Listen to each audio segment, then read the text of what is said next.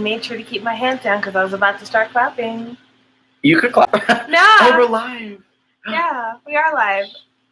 Okay. Hello. So, I'm Sam. and I'm Mason. And you know it's good when it's right on Topini. Topini. Yeah, fucking nailed it. 11 episodes later. Here we go. Ah, man. Good job. We're professionals. Hi. So, I'm sure you're wondering to yourself, why is this not a Zoom call? Because he's actually here. Why would I call him if I can sit next to him? So, we're in my home, and this is my K-pop corner back here that you're seeing. Please don't judge. We all have our things. My channel name is MBKpop. Yes, but no one gets to see the extent of your fanaticism like they do in mine in startling color. So that's what I'm saying. Don't judge. It is what it is. Right. But today we're here to talk about Love by Chance. And to give you a little background about Love by Chance and why it is so special to the both of us, it was my very first Boys Love. I had never heard of Boys Love before. I had never watched Boys Love before. But Rosario, who's a friend to both of us, she kept reposting tweets about Saint. And I'm like, who is this guy that she keeps posting about? What the hell is going on? So I looked him up, found out he was a part of a television show. I'm like, well, I'll watch a couple episodes, see what happens. Immediately threw me into this Boys Love universe of which I have not yet found an escape hatch. So now I'm going to let you talk about your experience because I've talked about my start and why, it's important because it's my first, but how about you? Oh, I found it because Emily, the rest of History 87, she and I were just talking about yaoi. And she was like, well, if you're into that, you should check out these Thai Boys Loves. And this one, Love by Chance, is airing now, and it's really good. So I started watching Love by Chance 3 or 4 episodes as it started airing, and then I followed it to its end, and I was very interested. And I liked it a lot. And then once Sam got into Boys Love about a year later, I got more into Boys Love because then Sam got more into Boys Love, and then it spiraled for the both of us. It was bad. Like, when I realized I could watch Boys Love on YouTube at 1.5 speed, it was over. The game was a wrap. Because I watched so much stuff in that first month. I watched the first season of Love Sick. I watched the full first season of Make It Right. I caught up on Theory of Love. I watched Sodas and Sodas S. I really went through it. So if it wasn't for Love by Chance, we actually would not be sitting here talking to you about Love by Chance and everything else that we've talked about because I would have never known about any of these things. So for that, I'm really grateful to this series being kind of a catalyst to a bigger conversation for the both of us. But with that being said, we have watched a lot of Boys Love in the last year or so. And because of that, there are a lot of things that did not stand out to me that I did not notice or that weren't as concerning for me that first watch through as they are now. And so this is kind of a really different scenario for us because it's not just us pointing out things that we feel are inconsistent or things that could be better or, gushing over certain stuff, but it's also us kind of having to look at ourselves and be like, okay, how have we changed since we started watching Boys Love? How have we become more cognizant of some of the issues that exist within the industry and socially that now play a factor in watching these things recreationally? Right. So this is not intended to be a very deep conversation, but it kind of is because it really is us re-examining our relationship with Boys Love. Right.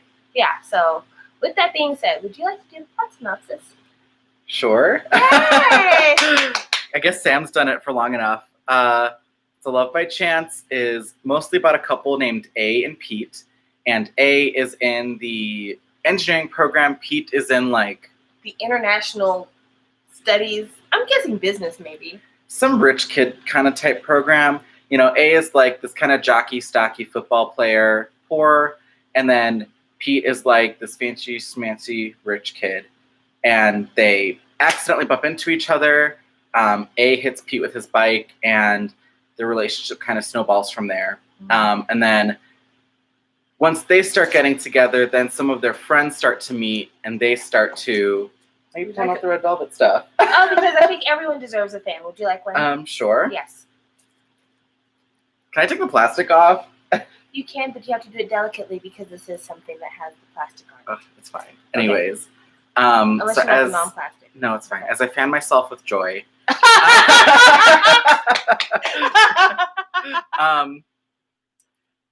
So then it basically just becomes about how their friend groups become intertwined and how they get together. There are a couple other relationships. There's Tin and Can. Tin is Pete's friend. He's kind of a dick, but like he's Pete's friend. He's like a stuck-up rich kid. And then Can is A's friend from the football team, and they hate each other at first, and they keep blowing heads. And then there's No and Kengkla, which we'll save that one for later. Yes. And then there's Tum and Tar. Hi, Sarah. But I would say, hi, Sarah, sorry. Mm-hmm. I would say the only ones that really make a lot of, the ones that you really get to know and love by chance season 1 at least, because there will be a season 2 airing later this year, are A and Pete and then Tin and Can. Yes. Like literally Kengkla and No, their relationship doesn't start really until the very last episode of the show. Yep. Yeah. All right. So great synopsis. I think you're doing wonderful. Be proud of yourself. Your talents and giving plot rundowns are increasing every day. Thank you. And this is the reason why you need a fan. Now do you see why it's useful? Because you can hide behind it. I can hide behind it. I can just pretend to be. Joy's not doing anything. She's not in the subunit. Yeah, that's fine. She got some time to kill. So the first thing, I want to start with something positive. And I kind of, instead of doing like all the positives and all the negatives in a big dump, I kind of want to go back and forth because this show really does do that. One of the things that you were telling me when we were talking offline was about how like the things that this show does wrong, somehow the sum of its parts make it to where it works, even though it shouldn't. It's one of those shows where the whole is greater than the sum of its parts, whereas I feel like a lot of shows are there's a lot of good parts that work well together, but the whole maybe isn't as good of an experience. Yeah. So like there's problems with the story and the acting and just the general plot a lot of the times, and there's just some really, really gross, problematic elements to Love by Chance. But as a whole, I think part of it just is the atmosphere of Love by Chance. It has this very cozy atmosphere. Even the color palette, it's very cozy. It's kind of grays and blues and these really pretty greens. It kind of looks like it's just rained in every scene, you know? So everything about it feels cozy and nice and like a blanket, even though there's some not great things happening. Mm-hmm. But when the show does have a good moment, it really soars. Yes. Like when they get it right, they really get it right. But there are some moments where they really get it wrong too. Yes.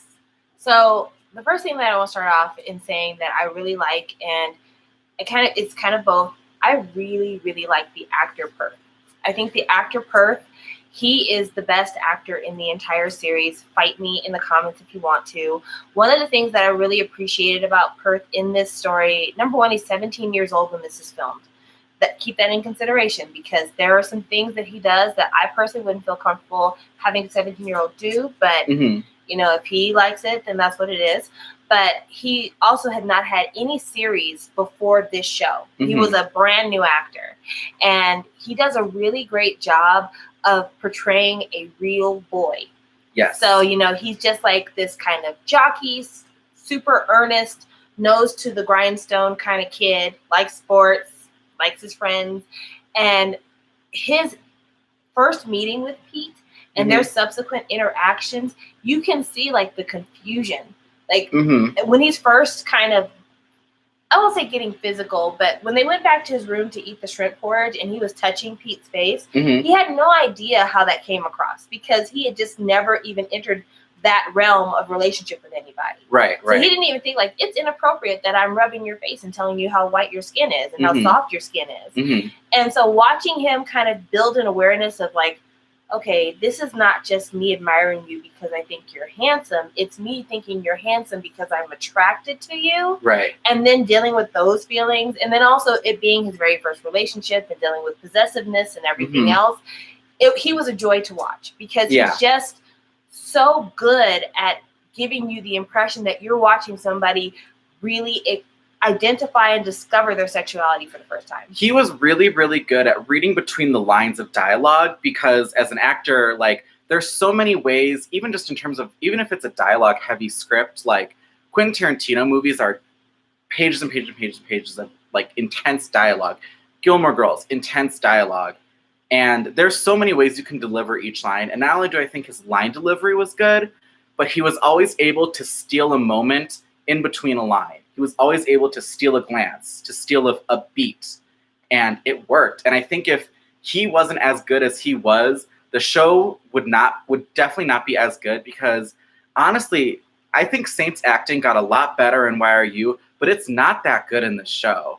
And he really didn't have a lot to play off of when it came to Pete.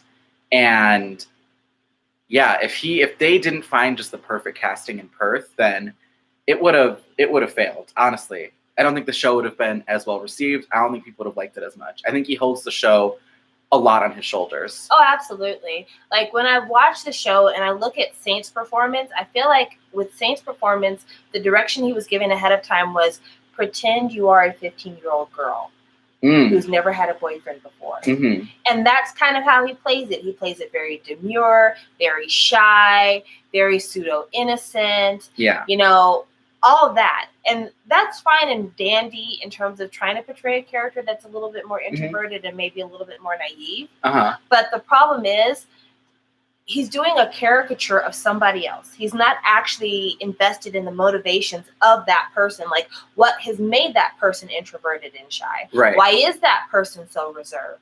And Perth, on the other hand, playing A, it almost feels like somebody said, just pretend it's you, but you realized you were gay. Yeah. And so he knows that character very well because he knows himself. Mm-hmm. And so that is, I think, where the difference in the acting came across, because Perth, in many ways, was just playing himself, and Saint was playing his idea of somebody else. Yes. So, but yeah, he's the best thing in this entire show. I give credit where it's due, and it's hurtful sometimes to know that he's the best part of this show, because he has said publicly that he doesn't want to do any more boys love media. That he's willing to do, you know, commercials with the things that he's already done, but he is not doing any more boys love. And the problem isn't that he doesn't want to do another boys love show. That's not an issue for me. If you say I want to do other things, that's fine. What's problem to me is the declarative and what is being assumed by the declarative. Because it's assuming that he's saying, I don't want to play a gay character. Right. Which, wow, I didn't realize gay was a character. Absolutely. Damn, I should have known. Because in this show, he's not playing a gay character. Like I said, he's kind of playing himself. If he found out he was gay. Like, the character would have been good no matter what, you know? And I think that's what makes A's character just good in general. He was just a good character regardless of the circumstances. Right. So it's super sad that he was so good, because he is good, and I wish he didn't say that, because then I would want to continue watching him in other things, even outside of Boys Love, because I'd be like, he was really good, and I would like to see what he does next. But now I'm like, you know, he thinks gay is a character. I'm not really jiving with this. It seems like he's now using Boys Love just to get famous, and then is saying, fuck those fags, and I'm not really here for it. Yeah, like, he has a show on Netflix, which I have not watched yet, called The Stranded. And he's in a boys love couple in The Stranded with the actor who plays Kengkla, actually. Interesting. Yes, and from what I've seen from different fan-made videos and stuff, they're very good. Both of them are very good in this. Well, Kengkla was really good in this show, too. With the small part that he had, he was very good. Yeah, so, I mean, I'd love to see it. I'd love to support it. But I think that also shows being a gay character is not a monolith. Because from what I've heard, he plays a totally different kind of character. And it's a different kind of story. So if you have done two roles now where both characters are gay, but they have different storylines, different motivations, that alone should tell you being gay is not a character. It's just something that you are. Just like if somebody was to get up and say, I'm not going to play characters with brown hair anymore. Yeah. What? You know? So it's just unfortunate that he had to make that statement. And I think that he could have absolutely achieved the same thing and just kept his fucking mouth shut. Yep. So that is what it is for that. Yeah. I also will say, I think one thing that makes Pete's character a bit less likable than A is not just the acting, but also the writing at times is unfavorable to Pete. One of the best examples of this is one of the last, I think it might be the last episode, or second to last episode. It's A's birthday. And A, you know, even though he has a rich boyfriend, he does not want his rich boyfriend to buy him anything, which could not be me. If I had a rich hot boyfriend, oh my God, here's a list. Like he bought him a pair of shoes, and he's like, "Don't you dare buy me shoes! How dare you spend your money on me?" He's like, "Bro." Yeah, it was intense. But Pete made him this bracelet, and you know that was a nice gesture. It was ugly, but it was a nice gesture. That bracelet is for sale, by the way. Yeah. And Pete calls A because A was back at his own house, back an hour. I think they said it was like an hour away from the university, and Pete was like, "Oh, stay on the phone with me for an hour," and A was like, "No, I have things I have to do. Like, I'm kind of busy. I'm sorry." And then Pete got all pissy and was like, "Well, fine." Like, poof. And then A's like, "Oh my God, what did I do?" And he spends like all night and all the next day panicking, thinking, "What did I do to upset him?" And Pete just decides to dodge his calls on his birthday. Okay, he decides to guilt him on his birthday. That was the thing. He didn't spend all night wondering what he did wrong. He found out immediately after they got off the phone what he did wrong, because his mom like, "Did you not remember that tomorrow's your birthday?" He's like, "Oh shit, my boyfriend wanted to stay on the phone with me so he could be the first to tell me happy birthday." So he realized what it was. But yeah, Pete could have answered the phone. And I'm sure he was sending text messages saying, "I'm sorry, I didn't realize you wanted to talk to me because it was my birthday. Right. I messed up." You could then respond to that. So it's really ironic how possessive they both are, even though they're very possessive in very different ways. Yes. Yeah, because A is possessive in terms of like, "I don't want you looking at any other guy. I don't want you talking about any other guy. Only focus on me. Yeah. Whereas Pete's is, "I want you to spend all your time with me. I want you to be in constant communication with me. It makes me feel bad when you don't want to spend your time with me." Right. Which is definitely a thing that happens in a lot of early relationships, but it is something that it's not good. You need time away from your partner. Everyone needs their own space, you know, because I feel like when people become too attached to their partner, it ultimately is bad for them if they ever break up. Like, I knew someone who, she was always with her boyfriend. They dated for 5 years. And then like one day he out of the blue broke up with her. And my friend, I was one of her few friends. She had not many friends because all she was spent time with this boyfriend for the last 5 years. So not many people stuck around. So she had to rebuild a lot of friendships, and it was hard. And that's kind of the slippery slope that relationship could definitely go. They do have one of my favorite things that they talk about. They allude to it, but they don't talk about it in depth. So episode 9 is a famous episode because that's where they fuck. And at the beginning at the top of the scene, you know, Pete has his own apartment and A is coming to stay over for the night. And A's like, "Hey, I brought dinner. Did you eat yet?" And Pete's like, "No, I didn't eat." And you don't think much of it. And then, you know, they're kind of about to have sex. And then A pulls in. He's like, no, I don't want to. I don't know. He like gave school tomorrow. Yeah, we got school. He gave like a weird excuse. And then Pete went to go, you know, overreact and like hid in his covers and was like, "I don't like that you did that to me." And then A's like, "What did I do?" And Pete pulls down the covers and goes, "I prepared for you." And I was like, ah! Because no one talks about the douching. Y'all want to do like, even Tharntype has a lot of fucking, but you know, I've never heard about the prepping. You know, you have to douche. You got to clean up there, you know. Yeah, so I appreciate that, you know, that little bit of reality, that slice of reality is brought into it. At times, those slices of reality can be embarrassing. Like when they had sex in the dorm room and he's like, "Can you walk? Does it still hurt down there?" Yeah, you don't have to do all that. We get it. But still, I just think it's nice that is introduced because guys are not girls. Yes, and honestly, sometimes you gotta do it on the fly. You know, if you don't have anything, gotta use Sprite. You know, Pete's ass tastes like lemon lime that night. He didn't have any water. I know nothing about that life. So I will not be chiming in. But yeah, I'm glad that they did that. There were some other things that, you know, just in terms of gay life that are very realistic to me, and we kind of both have different takes on it, is when Pete comes out to his mother in the first episode, which I already mentioned it to Mason. I think Love by Chance is one of the best first episodes of any boys love out there. There is so much that happens in that very first episode that it makes you want to watch every episode after that because you're hooked. You're like, okay, I need to know what else goes on with these people. Because it gives you just enough of every plot that's going to happen in the show. And you're like, hold up. No. Back up. Wait, where is this? Yeah, so it's not even like it's the best because it had the best cinematography or any of that stuff. Right. It's more along the lines of it provides a very clear cliffhanger to kind of whetting your interest. It baits you enough. Yeah. And that's what it should do on the first episode. Yeah. And I really appreciate that. But when he comes out to his mother's in the kitchen and Pete's trying to talk to her. And you can see she's like not really paying attention to what he's trying to say. And he's trying to get her attention, but he doesn't really necessarily want to straight up come out with what he's talking about. So he's kind of like, Mom, if I did something, do you promise you'd love me? And as a parent, if your kid says something like that, you're immediately on guard. You're like, oh shit, what happened? But his mom's like, yeah, of course I would love you.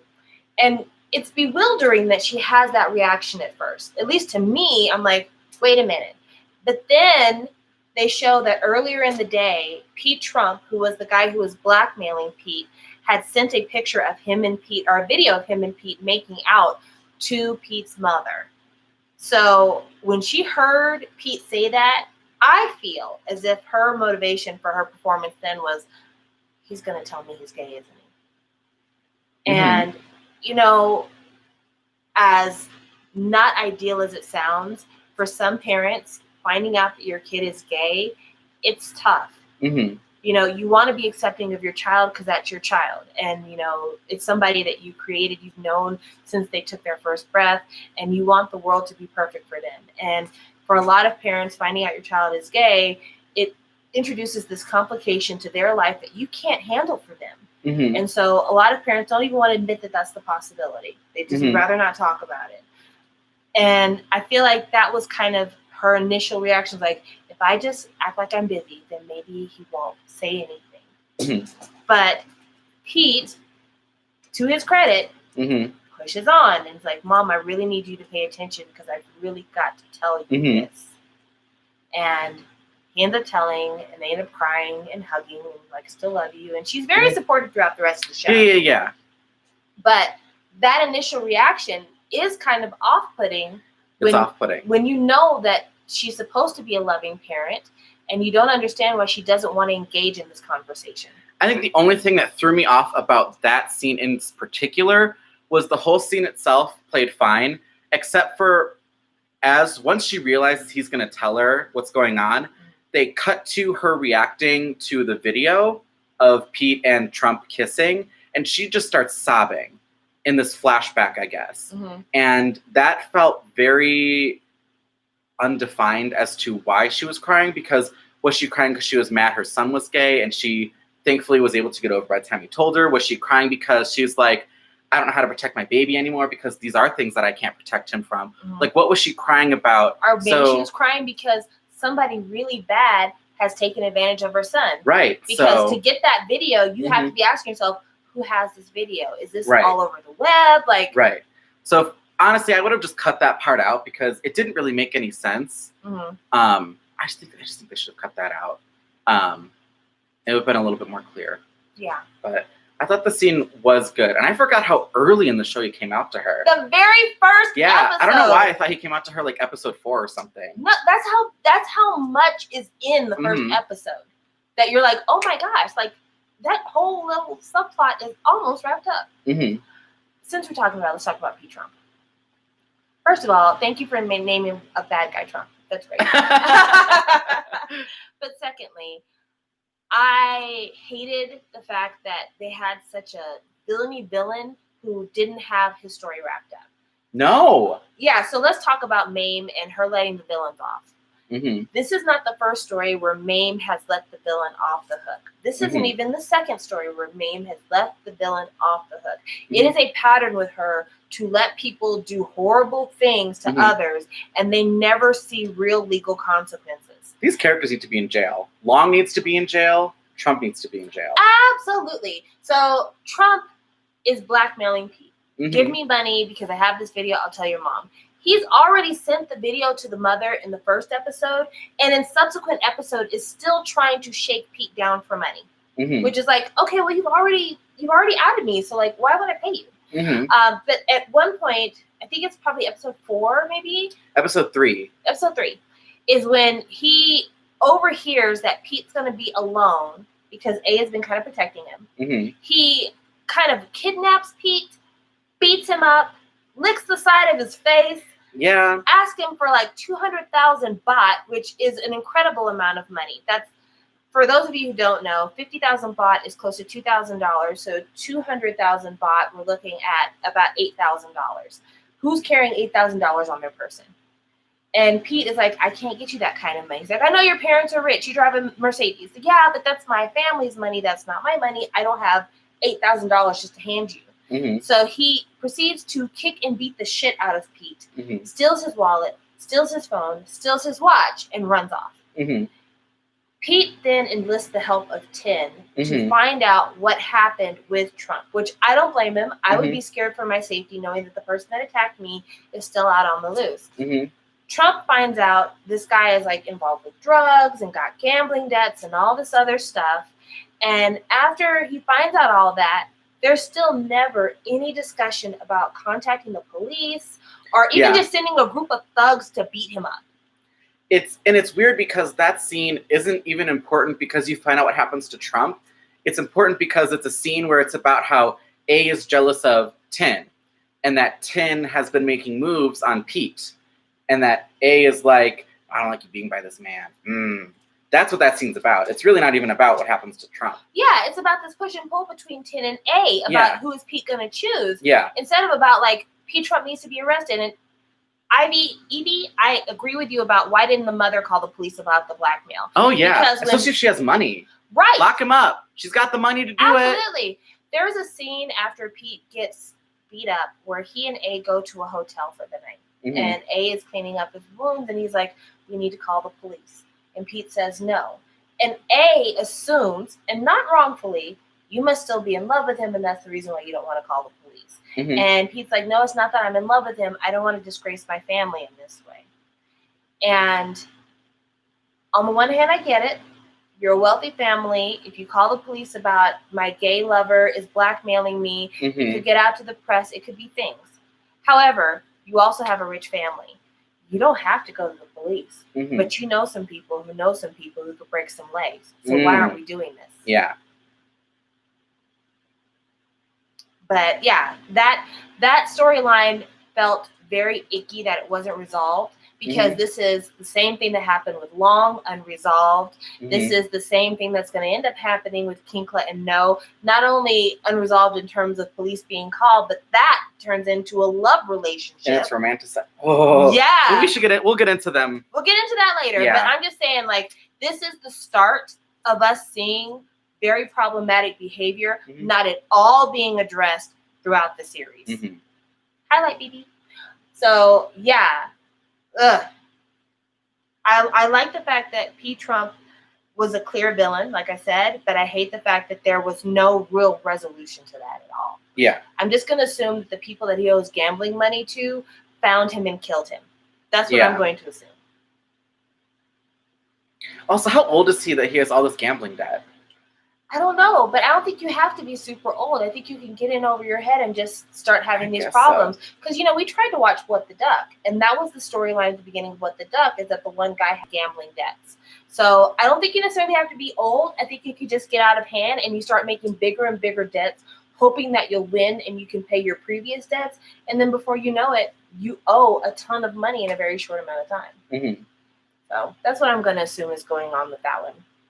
Right. All right, now let's talk about another one of my favorite people in the entire world, Pond. I love Pond, but Pond, on second viewing, there's an issue there that we have to discuss, and that is that Pond got some kind of sex addiction or problem when it comes to sex. I don't like Pond. I like Pond. I think Pond is nice that he is very supportive of helping his friend get together with this guy and supportive of him through his, like, oh, I think I might be gay transition. But Pond just his entire character is him, honestly, low-key harassing his future girlfriend when they're at the coffee shop, you know? Because I've worked, you know, I've been a barista before, and if a customer ever talked to me or a coworker, or like the way he was hitting on her, I'd kick him out so fucking fast, you know? So I don't like that he was harassing her at her job and kind of cornering her at her job, being like, oh, you have to be nice to me because I'm the customer. And she's like, fuck off. Good for her. I don't like that his entire character is him jerking off. Literally the first time we see him, he is masturbating, like toes curling, making faces, jacking off. And you're like, ugh. And then at one point he tells A, and I think he was trying to joke, but it's not a funny joke. He goes, oh, if you want to fuck Pete, you have to get him drunk and then fuck him because you have no game. So he's saying you should rape Pete. Yeah. And that's why I say, like, I feel like there's something wrong with Pond. And it's not discussed, and it goes under as comedic, but okay, I'll say this. Mason is my friend. We are friends. I would love for him to be in a relationship. But after you get in a relationship, I don't care if you and your boyfriend have sex at all. It's none of my concern. I really don't need to have those details. I just want you to find love. Right. When Pond was trying to be like, hey, I think Pete likes you. I think you like him. Y'all should get together. Understandable. But then it's like him going, and sticking condoms in his bag and, you know, walking with his girlfriend saying, I wonder if Pete and I have fucked yet. Yeah. Like, his girlfriend deserves better. Yeah. I mean, even though he's very good about not pressuring her into sex, which I'm glad of, it is still very concerning that he is so invested in whether or not his friend is having sex and wanting to know the details about said sex. Right. And that's why I say, I feel like there's some kind of sex addiction, some kind of, I don't know, just, nymphomania. There's something going on with Pond because his entire character arc is about perversion. Yeah. It's about all the porns he's having. Also, can we talk about these Thailand porn parties? I don't know if this is a real thing or something that May made up for the purposes of narrative, but apparently Pond would invite all the guys in the dorm to come in his room to watch porn on a laptop, so a small screen at that, and just they would sit around and jack off in front of each other watching porn. And that, what? People, like, okay, guys in I've had middle school sleepovers and some high school ones where guys would start watching porn and then everyone would go into their separate rooms or go into a separate location. They wouldn't, like, jack off next to each other. But in a small dorm, you don't really have the option to do that. Right. It's one room, and they're all hovered over a small laptop. And then, like, when Pond is trying to get A to spend the night at Pete's place to kind of push them into having this relationship, he's like, do you want to stay and have the porn party with us? And he does this motion like, it is expected that this is what all of us are going to do at this party. And I don't understand that at all. Yeah. His libido was fucking high, and it is crazy. Right. He needs therapy. Yeah. Like something's wrong. Yeah. Something is really, really wrong. He's listening to Taman's music on repeat. Also, this is going to sound wildly out of place. There's this thing where there are certain men who sexually abuse women, and they place women in two categories, the saint and the sinner. So there's certain women like their mother or maybe their wife that they assume are super pious and sweet, and they should have no relation to sex because they're very, very innocent.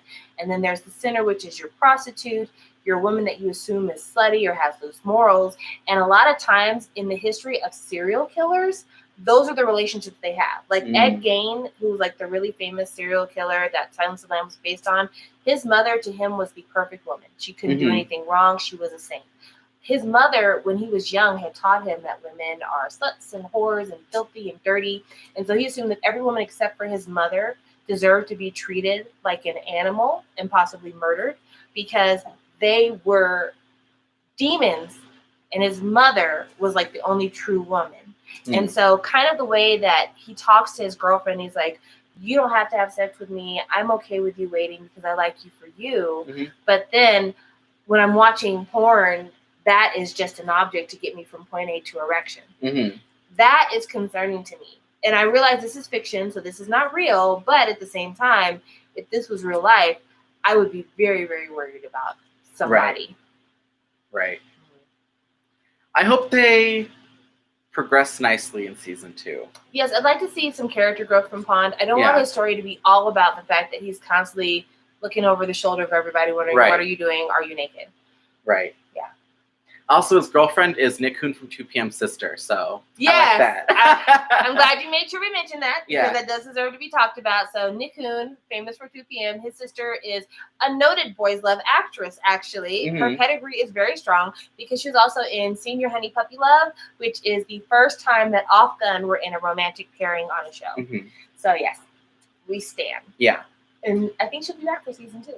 I hope so, because I like her character a lot. Mm-hmm. And she really puts Pons in his place, and he needs to be checked. Oh, absolutely. Yeah. I hope that at some point they have like a knockdown drag out where she's like, I'm so sick of hearing you talk about everyone else's sex life. It makes me want to not touch you because I'm disgusted. Right. And so, yeah, hopefully it'll come too. All right. So, yeah, next character that we probably should talk about, our set of characters, is Tin Can.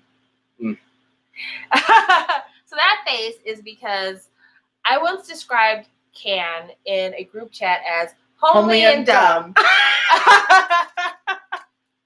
And I stand by that assessment to this day. I wish I had like a fan to like thwart, just like the shade. Because it's true. He's homely and dumb, and I hate him. I just hate Can. He's the fucking worst character. So when I first watched this show, I actually really liked Tin Can at the end of the show. I now know why I felt that way. It felt like after Pete and A finally made love, the steam kind of went out of their relationship. Yeah. Because it almost felt like they wrote the story to the buildup of will they, won't they, what are they going to do? Right. And once they do, you're like, where do we go from here? Yeah, very much so. Yeah. Whereas Tin Can, theirs is a will they, won't they, and it stays that way until the very end. Mm-hmm. So I find now, on further reflection, I was more invested in the will they, won't they of Tin Can instead of actually looking at the dynamics of this couple. And once you look at it, I do not get what Tin sees in Can at all. Tin could do a lot better. He just could do better visually, personality-wise, and I don't even understand what about Can made Tin want to start to date him. Besides, like, the first time they like really have like a good interaction is when, not good, but like somewhat, they kiss at one point, and it's because Can is one of those characters that just won't shut the fuck up, and Tin was like, I'm gonna kiss him and get him to shut up. And then he's like, well, I guess kissing a guy isn't that bad. And then that's just his like, he's like, that's it. I want to date him. And I'm like, but why? He's annoying. Like they don't make him likable at all. And I don't think the acting is good either. Unlike A, all Can does is read his lines off in a list. He's given a chunk of paragraph, and it's like he's thinking about his next line as he's about to say it. And then he just is like, oh, I'm supposed to be whiny right now. So, oh, I'm whiny. Here's my whiny rant about how I really want food right now. Oh, buy me food, buy me food, buy me food. I'm not ADD. I'm just energetic. I have alert. I'm alert. And it's like, I'm so tired of you talking about how alert you are. Mm-hmm. But yeah, Tin, he actually has layers. Now, there was one particular moment of acting that I did not like, but that shower scene. So at the end of the way, so they definitely wanted a season 2 because the way they ended Tin and Can's relationship was Can seemed like he was going to finally accept Tin as a lover. And the very last episode, oops, I dropped my fan. No problem. Can goes, I am still unsure. How about we just be friends? And Tin's like, I don't really want that for us. And he walks away. And then it cuts to Tin in the shower in all of his clothes. And he's crying, but it looks like he's never seen a person cry before. It's like the director said, I know you can't produce tears, so I will make tears through the shower hose. Right. Make it work. And he was like, I don't know how to cry. And the director was like, just like open your mouth and like dry heave a bit. And, yeah, it's bad. It's the worst. That might be the worst acting scene in the show, which is weird because he has some very good scenes in the show. Yes, he does. And it's like, so Tin's storyline is that he is the second son of a very wealthy family, and his mother is the second wife of that family. The first wife had a son, and then I guess there was a divorce or whatever, which I have a little bit of intel on that relationship, which I can talk to you about that more if you want to, but we don't have to. Tin is sent to England to go to boarding school. And while he's there, he goes to a party, and the party is busted by the police because there are drugs at the party. Mm-hmm. Now, he didn't take any drugs. He just happened to be there.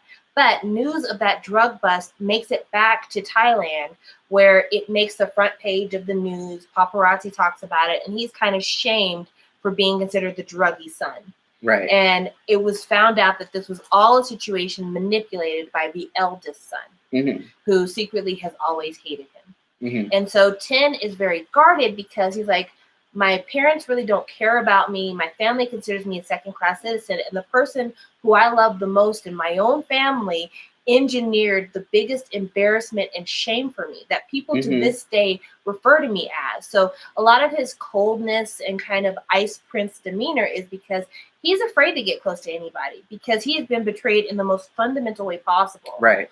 And so the moment where Tin's feelings towards Can take a big shift, there's two particular moments.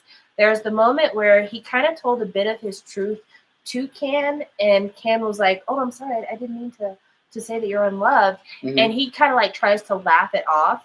Mm-hmm. And that was the first time where he kind of reconsidered because he had never had anybody like sincerely apologize to him. Mm-hmm. And then the next one is when Can leaves a note on his car explaining, like, even if you're lying to me, I still shouldn't have called you unloved. I mm-hmm. still shouldn't have said these things that were hurtful to you. You don't deserve that. Mm-hmm. And that's where Tin is like, okay, maybe this is actually a decent person. And that's when he decides to like really go hard in pursuing Can. Mm-hmm. But he plays that tender, and like there's those glimpses where you can see where he's changing because all of a sudden his entire face changes and the mm-hmm. way he talks changes and the aggression that he had. It turns from like really I hate you energy to mm-hmm. like I'm teasing you because I like to see you get flustered to like I really do trust you and I really want to be with you. And I think that is some really good acting. I still say Perth is the best actor in the series. Perth is still the best actor. But Mean is like a smooth number 2 or 3. Yeah. Yeah. He was very good. Can was bad. Also, their relationship starts with Can punches Tin twice, which is another recurring theme for Miss Mame, mm-hmm. which is abusing someone that you will either be with or eventually be with. And it's not so nice, and I wish she would stop having people just stop punching people, Mame. Yeah, like it makes a little more sense the fighting in the Tin Can relationship because the punches all happen before they start dating. Yes, but it's still like it's not great. It's not but great. It's just they don't. Neither one of them know at the point that these punches happen that they're going to enter a different kind of relationship with mm-hmm. each other. They really thought we were just straight up enemies. We don't like each other. That's mm-hmm. it. But in Farm Type, those punches happen in the course of relations. Right. Those punches happen after they've already slept together, and then again after they have decided we are boyfriends. Yeah. And that's not cool.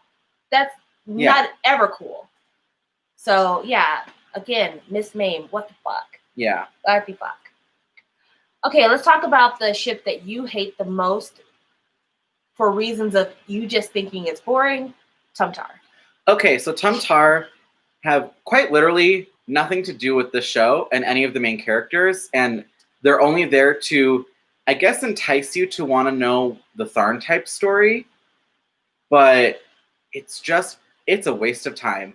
They honestly just waste space, so it's almost hard to talk about them without talking about like the entirety of Tharn type because they don't explain their story much, which is why it's partly not worth having them there because you don't really get the full picture anyways. You get bits and pieces, but not enough for you to really know anything to make a solid assumption or thoughts about them. So Tum Tar is the one that was trigger warning for sexual assault, rape. Absolutely. Tar was the one that was gang raped, right? Yes. So Tar was gang raped. So Tar was dating Tharn. And Long is best friends to Tharn and was also in love with Tharn. And he was like, I am going to be the one to be his like life partner. It's going to be me. I don't like when he dates anyone else. So Long hired people to drug and gang rape poor underage 14-year-old Tar. And this kid has a lot of trauma. This show takes place a few years after, and his stepbrother is in love with him. And his stepbrother is trying to figure out why he is so closed off. Basically, Tar comes back from school. He's on break or something because he was in school in France. He was in cooking school in France, and he comes back for a break. And basically, all their scenes have no build, no tension, no nothing. And then at one point, Tom gets fed up with Tar not telling him anything and goes, I love you, and like pins him to the bed, starts furiously trying to kiss him. And then Tar like pushes him off and like slams the door and is like, you don't know anything about me. And then like cries because, he's been gang raped. So his stepbrother trying to molest him was not fun. And then at the end of the like last episode, he tells him like what happened, and then he goes back to France. And it's just a waste of time. It literally like they have nothing. The closest they have anything to do with A, Pete, Tin, and Can is that A and Pete are on the football team, and Type is on the football team. And Type is on the football team. But like Type has barely any business being in the story, honestly. Like I think Type's only role, really and truly, was to assist Can and assist A with their feelings, because Type comes in 2 scenes for both of them, basically telling them, don't follow your head, follow your heart, love who you want to love. And that's basically his advice, because Type's whole thing was, he was super homophobic, he hated gay people, fell in love with a guy. So, and I think that Type does need to be in the show, but I agree that Tom and Tar have no spot in this. They really do need to be out of this, because their story is wholly connected to Tharn Type and really nothing to do with Love by Chance. But Love by Chance ends with 2 cliffhangers, so I feel like their interjection was a way for Mame to try to market and get Tharn Type financed. Yes. And I think that's the only reason why we're there. Mm-hmm. But Love by Chance season 2 is going to be about the story of Kengkla and No. Big heavy. And Type plays a big part in Love by Chance too, because he plays kind of the person that is the sounding board for No as he's dealing with Kengkla. Right. So Type really does need to be there. That's fair. I forgot about that. He does need to be there. But Tom and Tar, they should not have been in here, because they have no relation to any other character in this entire story, except for someone who is a side character for a main character in this story. Right. Well, I guess we need to talk. Also, they're stepbrothers, and they don't establish like how long they've been stepbrothers. Because if they grew up together, that shit's gross. Ooh. That shit's gross. Ooh. Like literally, I am not any blood relation to Taemin from Shiny. Mm-hmm. However, I cannot find him sexy because I feel like I raised that boy from afar. Much less grew up in the same house with him. I do not understand how you can grow up in the same house with somebody, share a familiar relationship, and be like, "You turn me on. I'd like to be your man." That's right. No, not at all. Well, I guess we have to talk about Kengkla and No, and subsequently, I will have to jump out a window because I cannot. And we'll have to talk about Love by Chance 2 and how we're going to have to watch it in some ways out of spite. So, Kengkla and No. Kengkla is a high school student who is a friend of No's brother, Nick. Actually, No is short for Techno, and Nick is short for Technique, which, what? Weird names. So, in Tharn Type, No is a really close friend to Type. They're like best friends practically. And he's just kind of a goofy, gullible guy. He's not a bad guy at all. He's just like a goofball. Yeah. Yeah. And Kengkla, who is Nick's best friend, In the book, it doesn't show in the show. In the book, Kengkla gets picked up from school one day by No, and it was like right when his parents first divorced, and he's really upset. And No is like one of the few people who's like, you don't have to tell me what's wrong, but I'd love to hear what's wrong from you because you seem really sad. Mm-hmm. And in that moment, he's like, I really like you. Yeah. I want you to be mine. But rather than go about asking you for a date or maybe, you know, do you want to hang out sometime and we can become friends?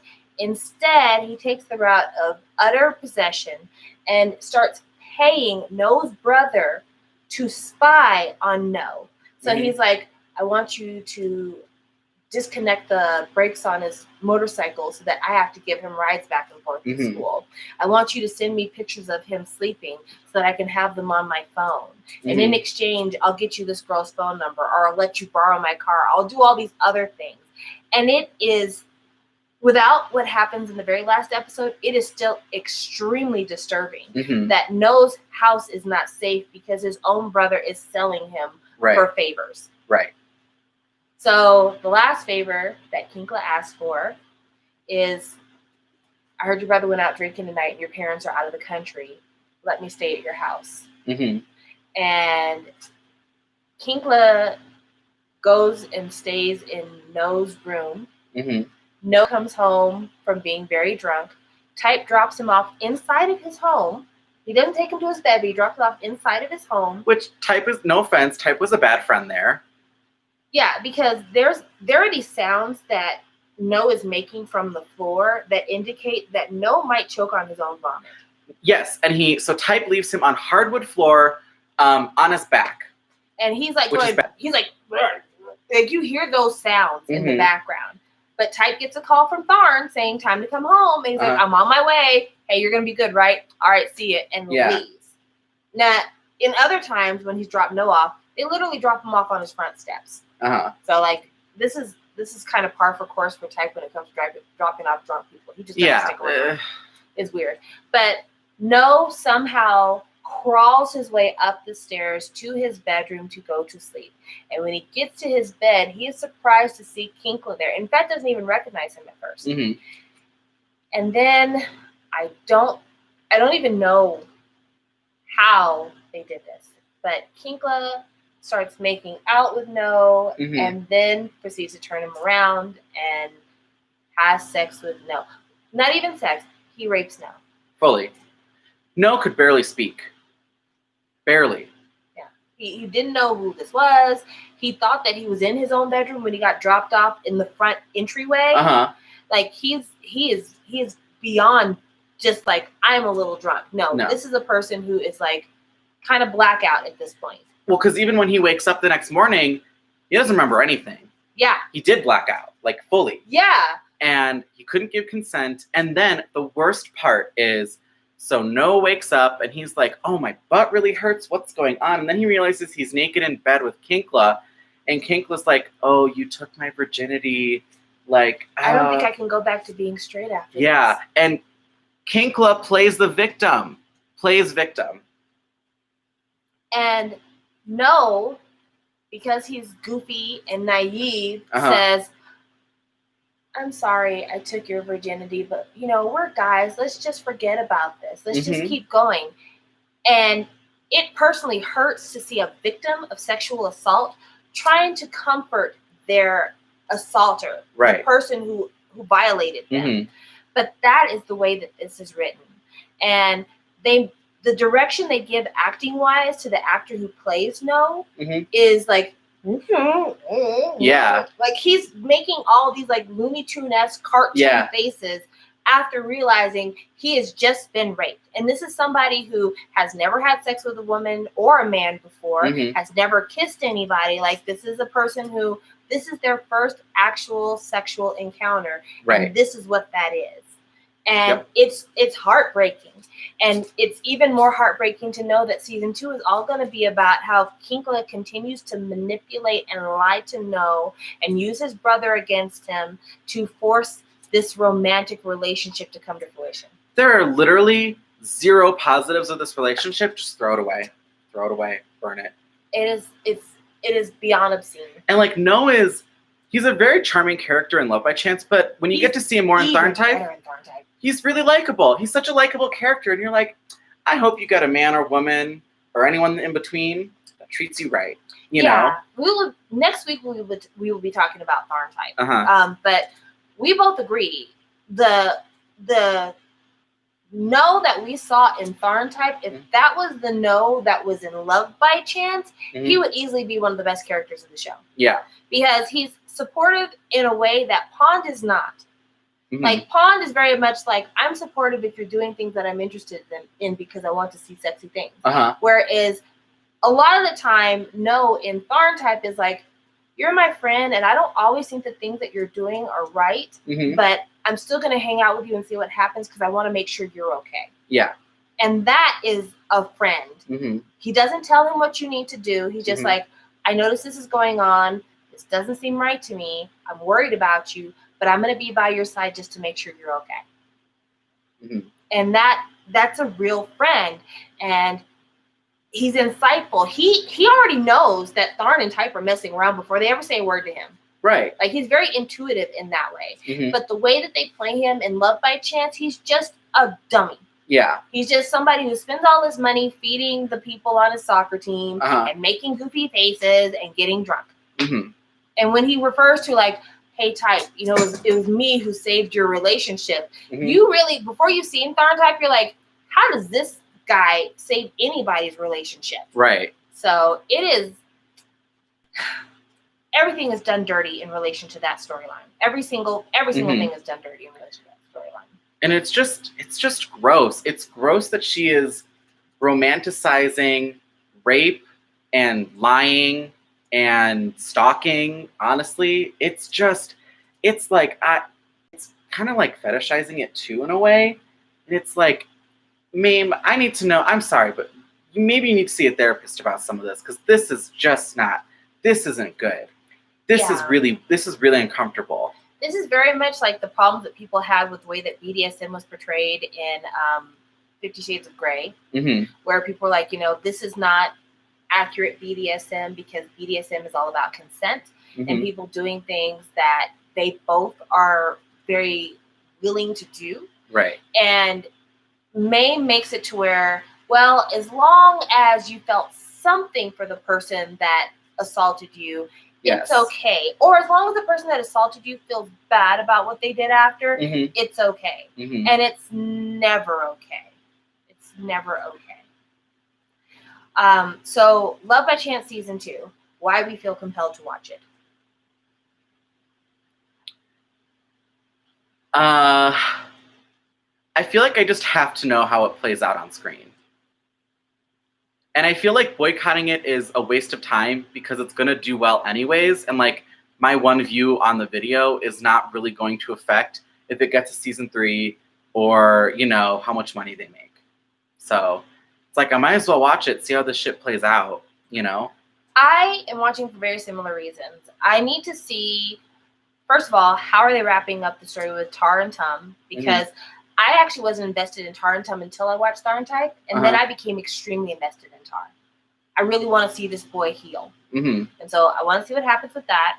I would like to see if they're able to at all sidestep any of the terrible things that Kengkla does in the book in Season 2, or if they're just going to play it off like this is normal and this is love, and then we will rightfully rip it to shreds when we do our review. I'd like to see how they deal with the fact that Saint is not coming back to the production. Yeah, so that's a big, unfortunate part. Let's talk about that. Saint not coming back to the production. And I talked about how I didn't think Saint's acting was very good, but Saint and Pete were the best couple on the show. They did lose steam, but like, there's still more to be had with them. In terms of like, you know, A needs to come out to his family, you know, do they move in together? How do they navigate that? And I would love to see Saint back, but Saint was like the only one out of the main cast that was on like a different management company. And there was some struggles with the management company of A and the rest of the cast. And that's the reason Saint ended up doing Why Are You? And where they had to find him kind of like a new boys love pairing. Yeah. So he's not coming back, which means that A and Pete's storyline is going to be unresolved, or possibly they'll break up. We don't know. So that's unfortunate. I need to see what happens with Tin and Can. So I'm going to tell you a little bit about another book that's in the series. I read a synopsis. I did not read the book. Mm-hmm. So Tull, who is the older brother of Tin, who set up all of the drug busts and everything like that, his backstory is super sad and tragic. Trigger warning, child abuse. So Tull is the first son of the Medthenon family. Mm-hmm. And his father married a foreign woman. I think she was French. Mm-hmm. And his grandmother's like, I don't like foreign people. You should have married a Thai woman. I will never accept this child as my grandchild. And so she routinely, since he is a small boy, is constantly telling him, you are worthless. No one wants you. No one likes you. You're not a part of my family. I hate you. Mm-hmm. And one day, Tull is kidnapped. And the kidnappers try to collect a ransom from the grandmother because the father happened to be out of town. And this was after his mother has divorced his dad, and she actually leaves him behind. Mm-hmm. He has no contact with his mother after his parents divorce. So that phone call is weird. Anyway, the grandmother answers the phone and says, I don't have a grandson, and hangs up the phone. Mm-hmm. And so he's left with kidnappers who treat him poorly. He gets sick. He's not fed well. A lot of really bad things happen to him in the course of the story. And because of all the bad things that happen, he resents his brother because his father marries a new woman. Mm-hmm. And this is a Thai woman that he marries from another fellow rich family. And the grandmother holds a party. It's like, I'm finally having my first grandchild. Mm-hmm. And, really rubs it in his face like, you are nothing to me. This is the person that I care about the most. Mm-hmm. And, a young kid who has been kidnapped and verbally abused and told that they're meaningless and they're nothing. And then they're confronted with somebody in their family who is the thing that everybody in the family is happy about and rejoiceful about and that they celebrate. You can understand some of his hard feelings. Mm-hmm. So he plots to basically ruin Tin's life from the moment Tin is conceived, because he's like, I want to get some of what the hurt that I've experienced. I want you to have that. I shouldn't have to have that by himself.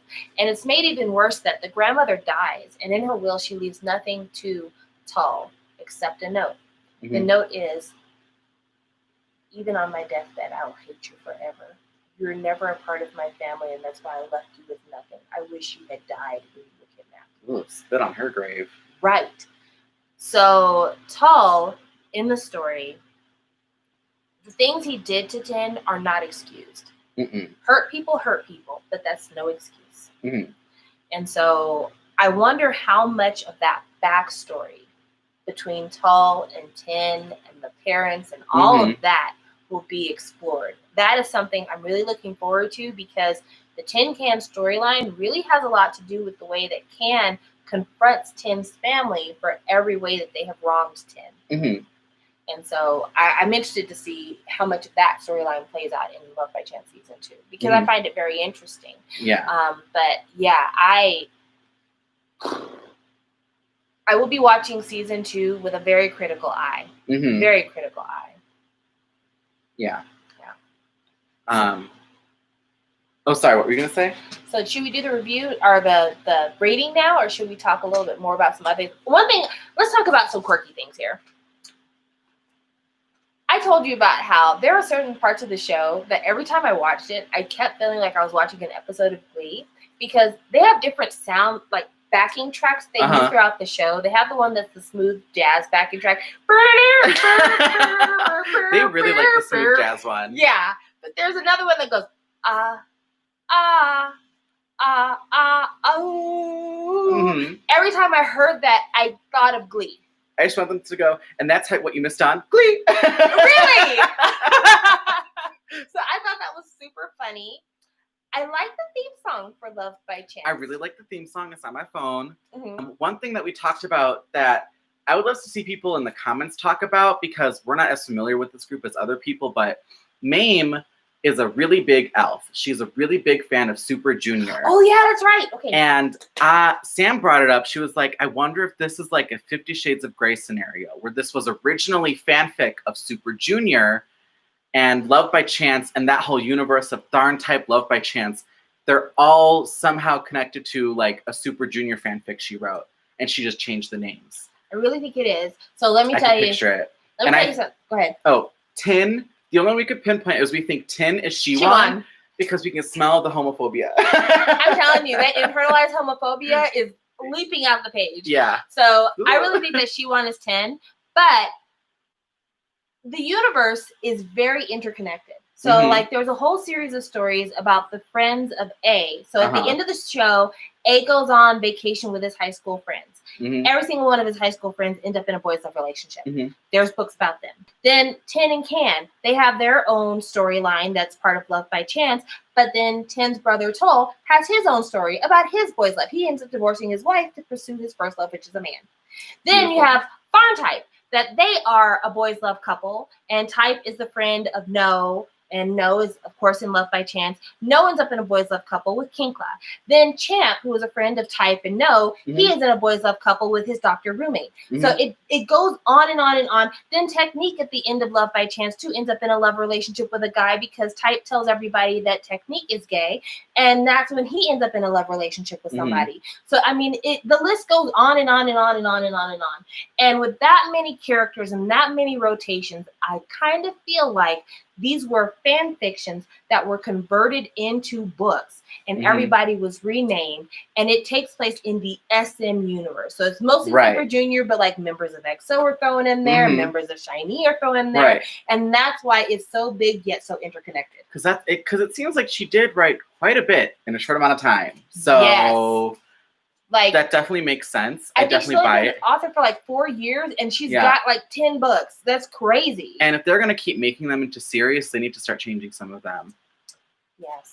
Yes. I mean, like they either need to stop making memes. Like real talk, they need to full on no longer give her the platform, or they need to change them heavily to be less problematic.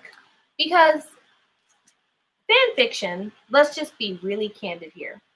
Fan fiction is written by a lot of women writing about gay men, and they're not gay men. And it's women a lot of time who are also not extremely sexual women. And so I think sometimes some of the things that they write are coming from a place of lack of knowledge, that lack of experience, and a lot of fetishizing. And that shows up very much on the page for me, and it shows up very much on the screen for me. And so we're now at a spot where we're not letting it slide that, oh, because you're not a gay man, you don't know better. Because we're now in an environment where it's, if you don't know better, be quiet. Learn, educate yourself. It's no longer an excuse like, well, I don't know because that's not my story. Learn about it. So this says that in the future, we really need to start holding these authors accountable and start looking at these issues before we film them. It's no longer the excuse, well, that's what the book said. Yeah, well, if the book is 2 or 3 years old and people weren't talking about this kind of thing, we're filming it now, change it now. You can't keep doing this. Like, there's going to be a Tharn Type 7 years later, and if Tharn and Type are still fucking beating each other up after being together for 7 years, that can't happen. You can't do that. That's not a sustainable relationship. So it's not an excuse anymore to be like, well, we didn't know about that back then.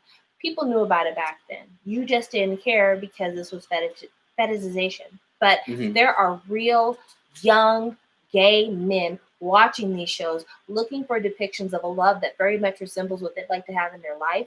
And they don't deserve to see themselves being raped and manipulated and cheated on and not getting justice when they are violated. So something's got to give. Something's got to stop. So, rating time? Sure. Okay.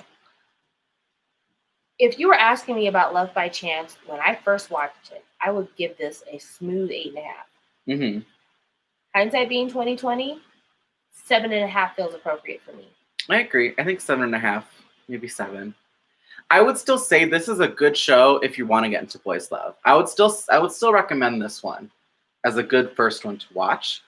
But yeah, it's about a 7. Yeah, this is the first one to watch with Oh, trigger warning / context warning. Yes. This is a great show to watch, but I just want you to know there are some issues in here that are extremely triggering and are very problematic, but it is emblematic of things that you'll find as continued themes throughout Boys Love. So just be aware. Right. So I really appreciate that this was my first drama, because I couldn't appreciate A Dark Blue Kiss or some of the other shows we've seen if this wasn't my first drama. Like, if my first drama was History Make Our Days Count, I would be disappointed with everything related to Boys. You'd be like, it's good, but it's not Make Our Days Count. Like, right, because I'm still almost like that now. I'm like, so the only 10 is History Make Our Days Count. Yeah. So, is that one a 10? It's a 9.5. Like, the only reason it's not a 10 is because of the last episode. I don't know, man. I mean, think about it. We'll have to debate on the episode. I'm just saying, if you think about it and you're watching that whole series, how did you feel at the end of episode 9? Right? I was like out of body, like levitating, like, oh. You know that SpongeBob meme where he's like levitating and like glowing? I was like, episode 9. Yeah. So like, to have that feeling in a Boys Love, that's magical. That's episode 10. But episode 10. And that's the reason why I'm like, I hate to devaluate everything that happened beforehand because of that. But even that had some very good things. Some very nice to episode 10. Yeah. I cannot forgive episode 10. So that's nothing about episode 10 is good. So 9.5. 9.5. Or you go with a 9 because it ended at episode 9. Yeah, I have to think about I have to give it some more thought. But we're not talking about Make Our Days Count. No, we're not. And we're not talking about My Engineer either, which is also like, man, solid. My Engineer is really living in our minds rent free. We can't keep that name out of our mouths. I put the lights on, the water going. Yeah. I've hired a maid. I clean up every once in a while. Like, it's just, woo! Love that fucking show. Yeah. All day, every day. So, yeah, I stand by my 7.5. There's just like some really good shit there, especially like, this is a very good looking show. There were some filming moments that you're like, camera wise, this is confusing and I don't like this. Yeah. But it is very pretty. Like you were saying, how it looks cozy. It looks cozy. It's really cozy feeling. It's done on purpose. Mm-hmm. And it's done on purpose to get you to not realize how offensive some of those things are. Yeah. There's a part in the show, which I sent you the screen caps of, where there is a person who's on the cheerleading team and they want Pete to join the cheerleading team. And 10, I guess, insults them or walks away. And the person who's the head of the cheerleader says, you know, you're an ugly person. I should just bash you over the head and pull you into the bushes and suck you off. And that's supposed to be a comedic story. Like, yeah, it's like, no, like, no, you know, it's awful. So, yeah. Okay, so Instagram of the week. I'm so excited for my Instagram of the week because we almost didn't film this episode because I was so caught up in my Instagram of the week. It was a solid, like, 30 minutes of Sam just staring at this girl. I could not stop myself. I don't think I've been this enamored of somebody on the timeline in a really long time. It's not even a Boys Love person. No, it's not. It's a YouTuber. It's Boys Love kind of adjacent. Yeah. Barely. So there is, if you've ever watched Together, you know who Bright and Lynn are, right? So Bright is doing some kind of CF commercial endorsement for some product. I don't know what it is. But I saw this picture of him with somebody who I was like, who is this? They're very attractive. And it just so happened that he had linked their Instagram on the picture from the CF. And when I went to their Instagram, I could not stop looking. I was like, this person is gorgeous. And makeup, body, outfits, everything. I just was scrolling through it. And their Instagram is Flukkaron. So it's FLUKKARON.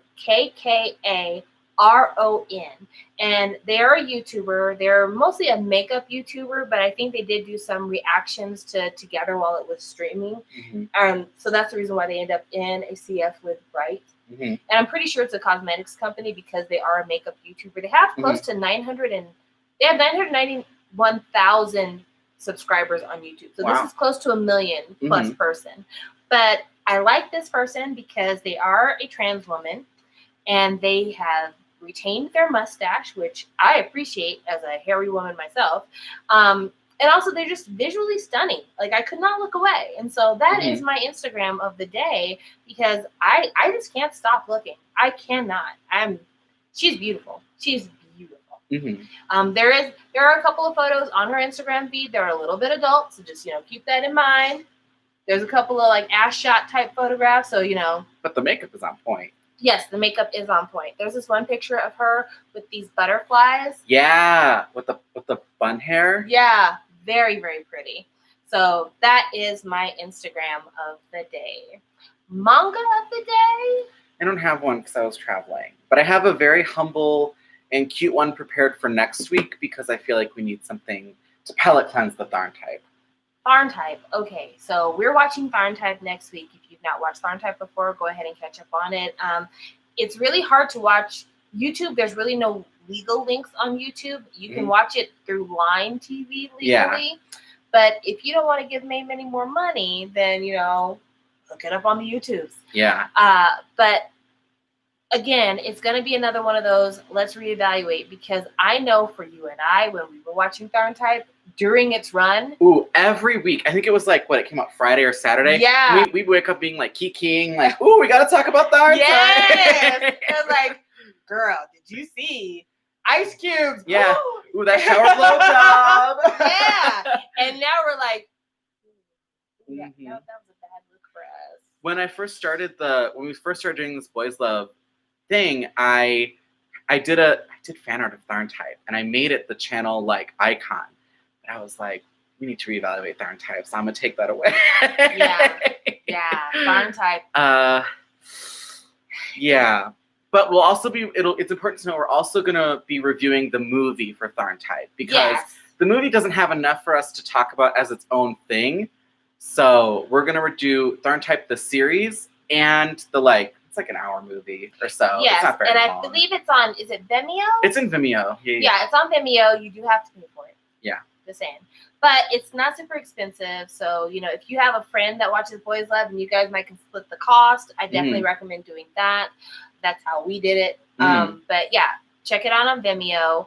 And it basically goes into the period between the last scenes of Tharn type and the scenes where they got back to their apartment after confronting Long. Yes. It's also essentially the gap between season 1 and 2.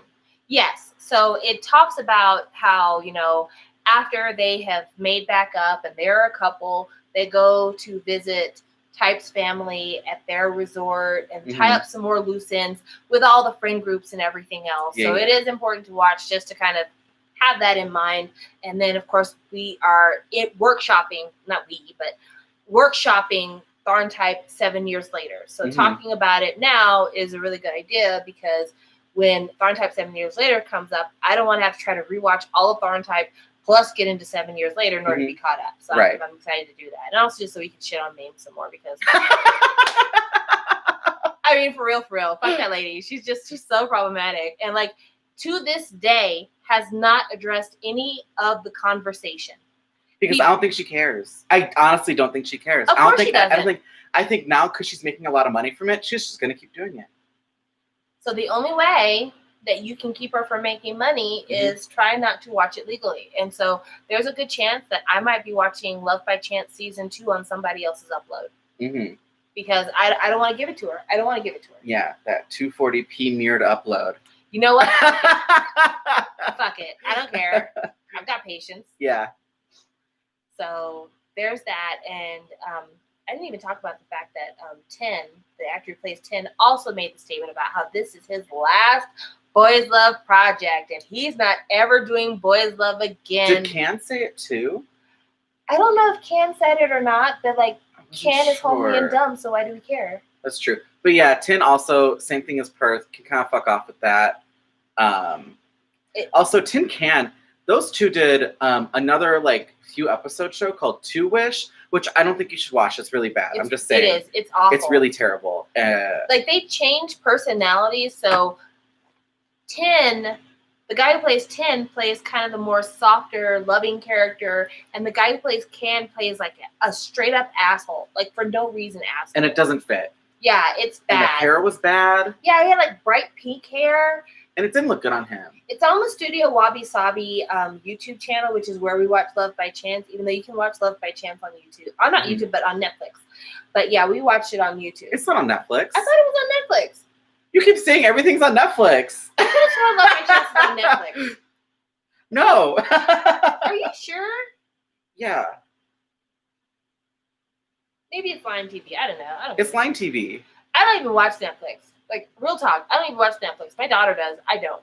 But yeah, you can watch it other places. But the Studio Wabi Sabi YouTube channel, they have that Tin Can Mean Plan show, and it's shot terribly. The plot is terrible. The dialogue is terrible. It's just awful. It's dumb. It's dumb. That's all I can say. It is just dumb. It's a waste of time. Yeah. So don't do it if you don't have to. Unless you're just, thirsty. So thank you guys for watching this live. I know we haven't been interacting with the chat as much, but it's really hard to stay on task if you're going with the chat. So yeah, actually, I don't know if this will pop up. We should acknowledge this was filmed as a live stream, just due to how the best way. That was honestly just the best way for us to film this. We don't have a camera. My phone, I upload it, so it's easiest to be filmed through my phone, but my phone's really old and has bad audio quality. So we had to stick with my computer, and this was, again, my computer's 9 years old, so live stream was the best option we could think of.